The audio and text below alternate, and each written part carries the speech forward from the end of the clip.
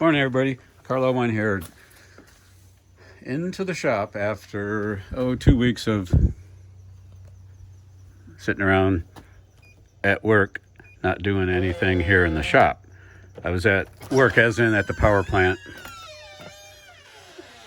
and I would come home and just put stuff in here and not really get any work done. Yikes. Okay, 1 hour later.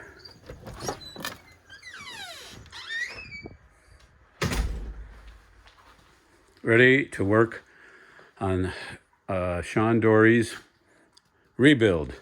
But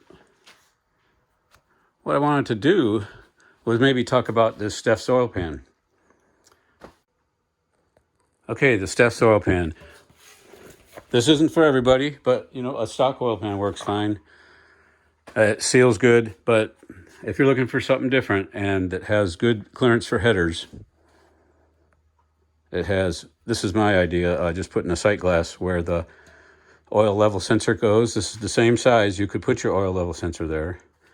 But you can call Stan at Stef's, order up your own Stef's oil pan. This is the billet rail for a better seal, stroker notch. Well, I guess stroker billet rail. It's for the one-piece rear seal. Passenger side dipstick. Notice you don't have a lot of bolt holes because these get in the way. This stuff gets in the way, but you don't need them with a strong, thick flange.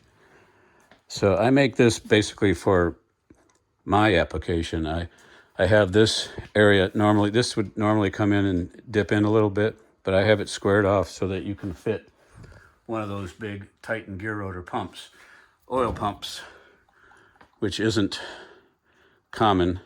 But this thing's so big, it needs to. It'll be inside here, up against this. Of course, upside down, but it's over on this side, so it needs all the space it can get. But with that said, every other oil pump has a lot of space in there. There's a notch for steering or cross member. It's 8-inch deep, but it doesn't go lower than transmission. This here is either for temperature, because it's 1/8 inch. You can have them made with drain backs for turbo. This one is not. Fitting for oil drain back. These are going to get, the notch I made a little too deep, so these are going to get welded by Zach so that the rods actually hit here. Stroker rods. Stock will not hit, but stroker do. So these are brand new, but they need to be modified. This needs to come out. Check out inside.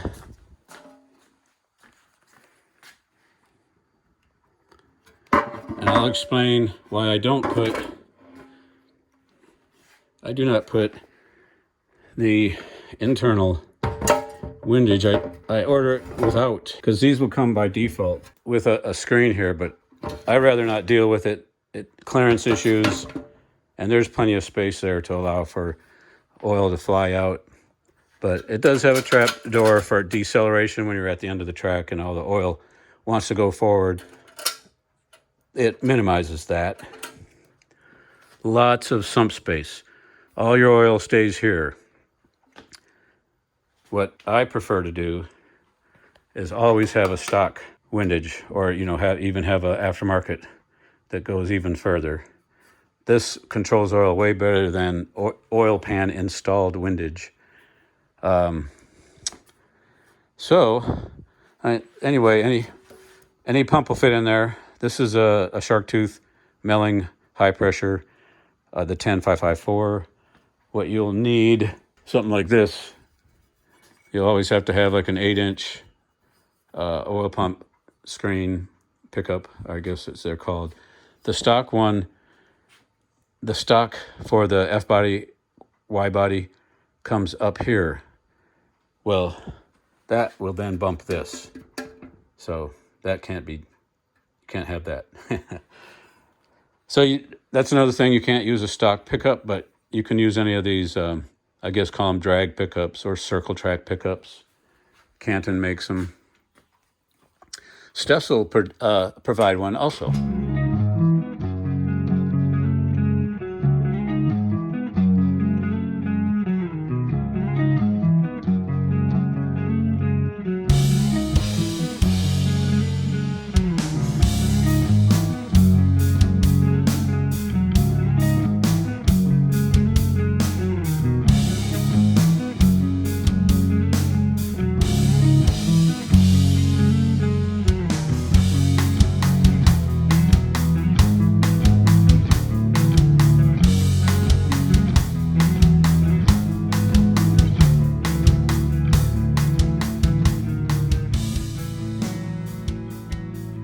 All right, everybody, what's going on besides showing you the Steph's oil pan? A little bit of a shop vlog. Stay there.